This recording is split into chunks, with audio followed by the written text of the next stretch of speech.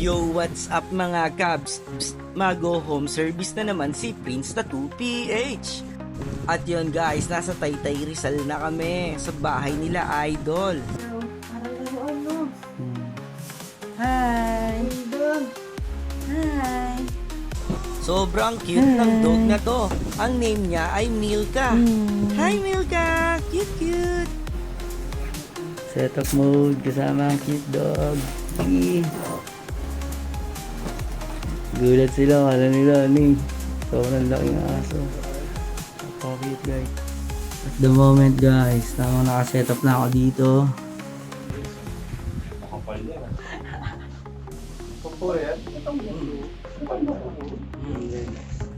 At ito guys, kasama ko na sila Idol.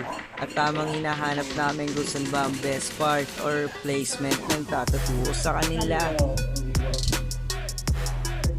At yun, uunahin ko na si Idol Micah. So eto na nga guys. PMS Daki ha, mura pero solido. Kahit saan sa Pinas ay pwede ako. Yung ipapatattoo pala ni ma'am, inspired sa tattoo ni Dua Lipa. So eto na nga, sinimulan ko na.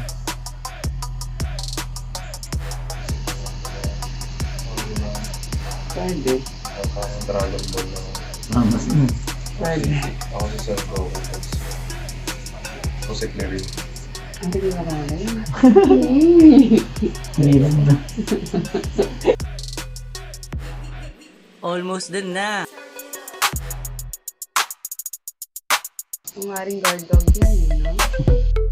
At syempre guys, sobrang gaan ng kamay ko. Nagpadagdag pa ng 4 na minimalist. Malapit.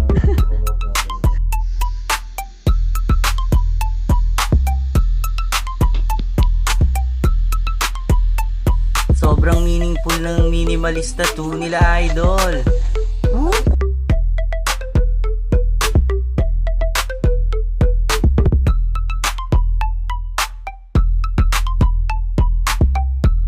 At yun, tapos na si Idol Micah. Ito na si Idol JB Mocon ng NLEX Road Warriors.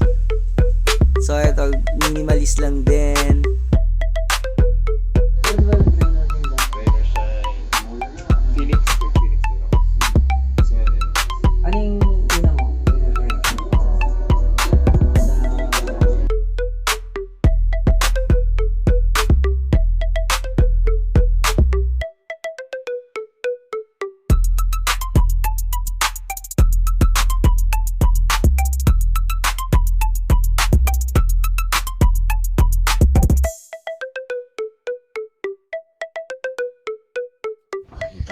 Yeah.